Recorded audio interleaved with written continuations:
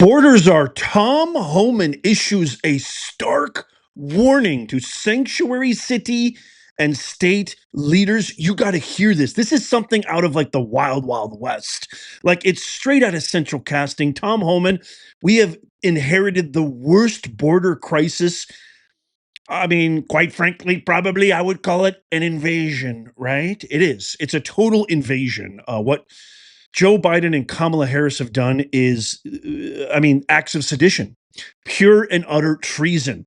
And we now have over 95% secured border. It is the least amount of illegal crossings in centuries. And Tom Homan has even stated he's worked under 6 presidents, and there's nobody better than President Trump. And wait till I share this clip that has the governor of Wisconsin, Evers, responds. And he literally sounds like one of those like 1930s squealers, sitting underneath the spotlight where the detective's interrogating, shaking and shivering in his little sorry sap libtard boots. Wait till you see this clip. But first, I want to share this with you. This is breaking NPR.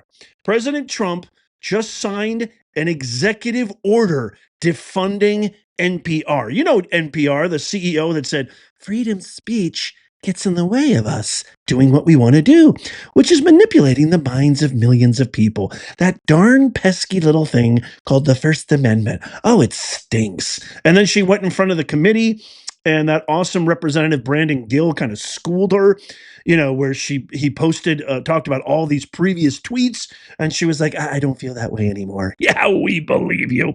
Well, I just found this. What a beautiful thing to get NPR. If you think NPR and PBS being defunded by our tax dollars is a good thing, let me know in the comments down below. But I just found this. I think it is. You know that. They put an editorial note, a disclaimer on, of all things, the United States Declaration of Independence. It sounds like an SNL skit, my fellow Americans, Nez Nation, but it ain't. Watch this. When referring to the painting by John Trumbull titled Declaration of Independence that hangs inside the wall of the U.S. Capitol, this is back in May of 2017, so 8 years ago. Look at what the editor's note in July 8th story of 2022 reads from NPR. This story quotes the U.S. Declaration of Independence, a document that contains offensive language about Native Americans, including a racial slur. Yeah, you know what? I think I voted for this. We're sick and tired of you nullifying, getting rid of statues, getting rid of vernacular language, getting rid of prayer, getting rid of the Pledge of Allegiance. And literally, and by the way, this comes from somebody who has firsthand experience with these elitist pig academics who haven't done a thing in their life. They publish all these ridiculous books and scholarly papers that nobody, including their mother, reads. It has no contribution to society and the further progress of humanity, like literally goose egg. And they think they're so haughty. I know these people. Saint Obama is cut from the exact same cloth. These academics, Kamala, cut from the same exact cloth. I know them. I know they're black, vapid, empty souls. We're sick and tired of this. We won. We won. Get it through your thick skulls, you ridiculous lunkhead, co-conspirating, treasonous traitors. We won. And we're sick and tired of this garbage. We've been funding this for God knows how long. It is just preposterous. Let me know what you think in the comments down below. Okay, listen to our man. If you love Tom Homan, give me a huge thumbs up down below. Let me know why in the comments. I'll tell you why, because the man is a badass cut from American soil. Pride, he has red, white, and blue coursing through his veins. He loves this country. He works hard. He has integrity. He has virtuosity, and he is getting the job done. We have record-breaking closing. Our border wall is secure. We're not letting in any more terrorists, illegal criminal migrants who are laying siege to American citizens and American citizens. How do you like that for a report card? Hey, Tom, if you're watching, we all love you, including the president, of course, obviously. But watch this. A reporter asks Tom Homan, instead of arresting and deporting all of these, people, why don't you go after the people who are letting it happen, the leaders of these sanctuary cities? Watch his response. So, the president signed an executive order just this week threatening to defund sanctuary cities for their policies. Why not just arrest the leaders who are harboring and shielding illegal aliens, actually terrorists, from deportation? Wait to see what's coming. The man just gives me chills. We're going to watch that again, but we're going to also watch Governor of Wisconsin shivering in his boots in response. But oh my God, if you missed what he just said. So the reporter asked, I know the volume, turn up your volume for crying out loud. I know, I can't hear anything anyway. You can also hit the CC down there for closed caption. But the reporter said, hey, instead of arresting all these people, why don't you actually go after these sanctuary city leaders? Tom Homan smiles and he says, wait till you see what's coming. I mean, the man has been cast straight out of an old Wild West. This guy would have, he is you know what my new nickname for Tom Homan is? Tom Wyatt Earp Homan. He is the Wyatt Earp of the 21st century. He's amazing. It's the same genealogy, the same spirit, the same vibology, the same dedication and determination and discipline. I just love it. This guy, literally in his previous life, he was a sheriff in the Old West. There's no way you can convince me otherwise. If you're wondering to yourself, Nez, I don't understand. Like, what do you mean? What is this sanctuary city? How is this still happening? Let's go to my handy outline, shall we? One of the things that I like to pride myself on is, and it's really handed me all the necessary abilities and skills to be successful, is pattern recognition. And I want to ask you, what do you notice? What is the pattern here? I have a list of known sanctuary cities and their corresponding leaders. This isn't even including governors.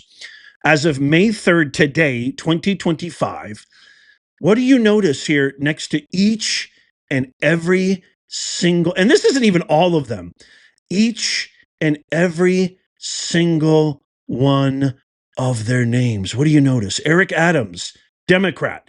Karen Bass, who's destroying Los Angeles, Democrat. Brandon Johnson, who's actually worse, if you can even muster the imagination, actually worse than Lori Lightfoot, Democrat. Democrat. Michelle Wu, Boston, Democrat. The list goes on and on and on. Look at this, Columbus. These are all sanctuary cities. You know what you don't notice on any of these?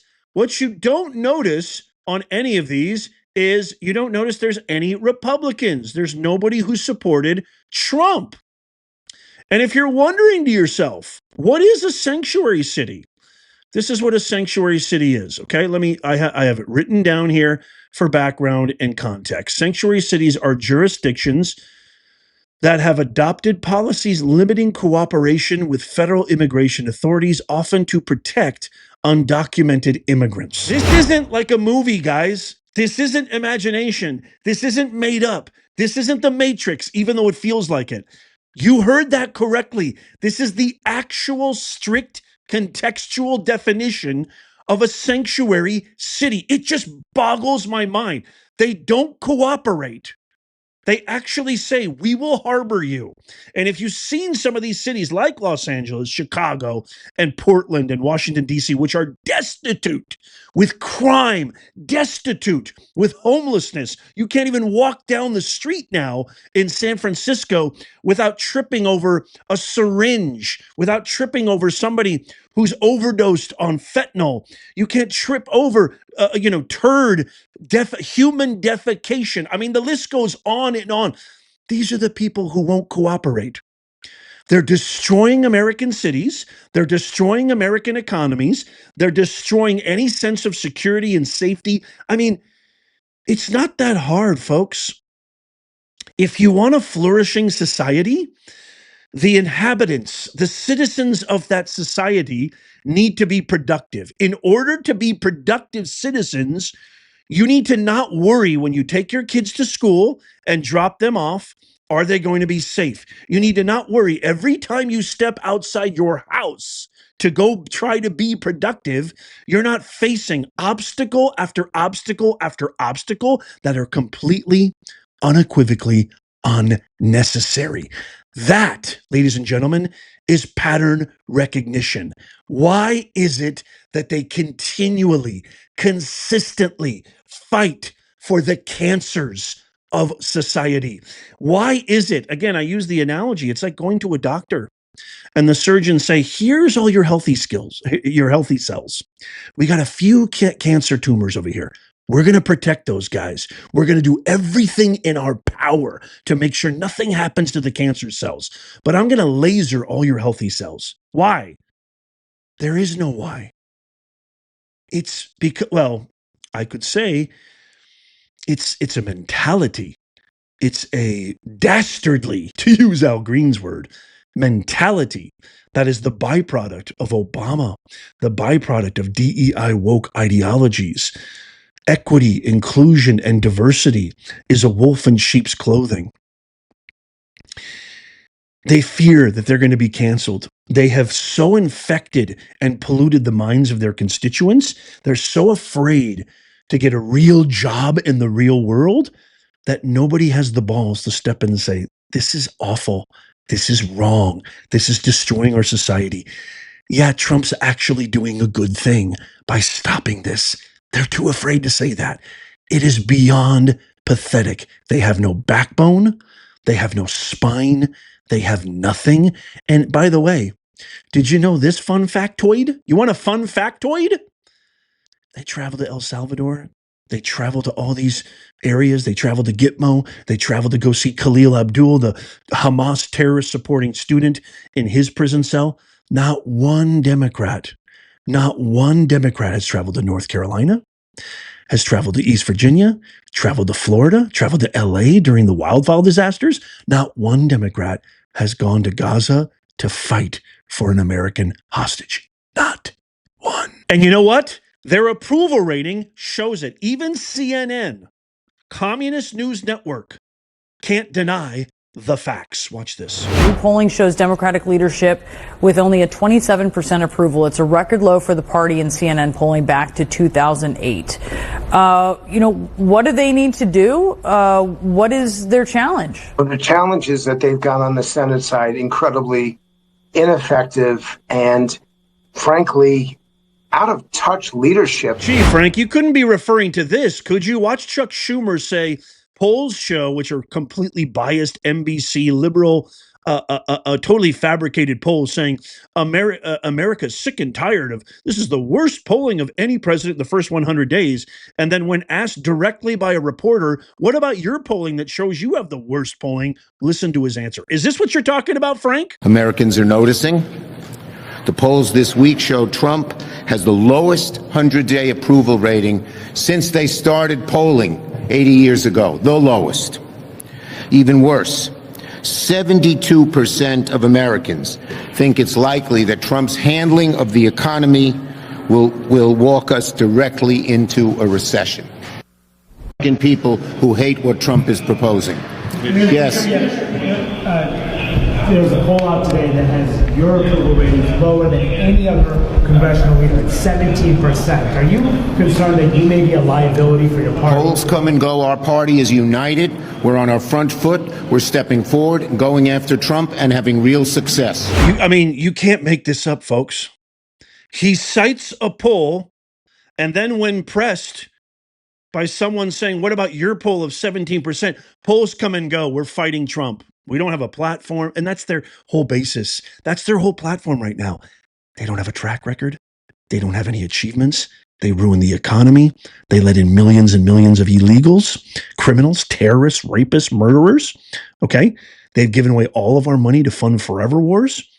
DEI woke ideologies have ruined every sector, every part of commerce, of our economy, of our healthcare in every way imaginable, our skies, the FAA, everything. They don't have a single leg to stand on. But hey, you hate Trump, right? Because you've been polluted by mass corporate media. Well, guess what? We're going to pound on that because that's all we have. at the expense of the country. They're willing to fabricate, lie, cheat, steal at every imaginable turn. Now, I'm going to share with you that clip. Oh, it makes me so livid, these hypocrites. It just drives me absolutely bonkers that anybody can support this vile faction of treasonous cockroaches. It just makes me crazy. Now watch this clip of Governor of Wisconsin Evers responding to Tom Homan.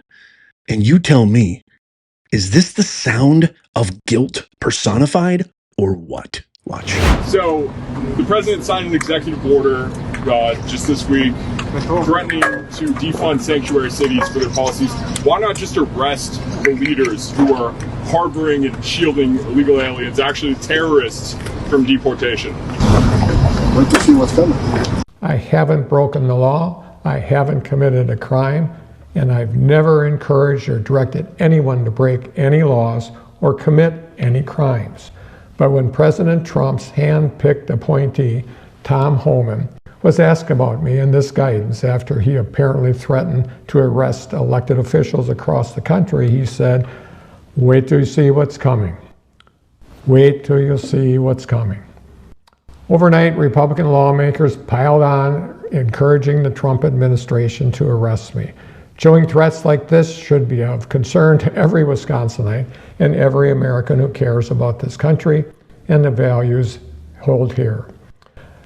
We live in the United States of America, folks. We are a country of laws. The rule of law matters. Following the law matters. In this country, the federal government doesn't get to abuse its power to threaten everyday Americans. Way to go, Mr. Evers. You really delivered that with precision, power, and impact.